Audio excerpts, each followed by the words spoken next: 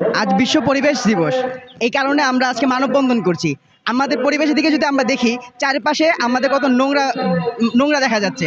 কিন্তু আমরা যদি আমাদের পরিবেশকে রক্ষা না করি, কেউ বাঁচানোর ক্ষমতা কারো নেই।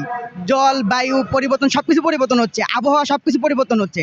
আমরা যদি আরো কয়েক বছর আগে দেখি কি আমাদের পরিবেশগুলো কত সুশৃঙ্খল ছিল এবং ঠান্ডাকালে ঠান্ডা পড়তো, কিন্তু এখন দেখা যাচ্ছে গরমকালে গরম হয় না, আর ঠান্ডাকালে ঠান্ডা পড়ে না। তার জন্য দায়ী আমরাই।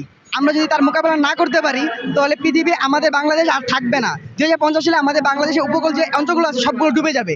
আমরা যদি এখন ভালো করে দেখি যে পলিথিন, তারপরে বিভিন্ন যেইগুলো আছে, এইগুলো আমাদের অনেক ক্ষতি করছে।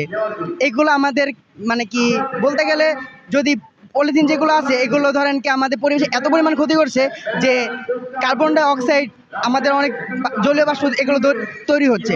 এবং আমরা যদি তার রোধ না করি, আমরা যদি আমাদের দেশকে পরিষ্কার না করি, অন্যকে আমাদের দেশকে পরিষ্কার করবে না।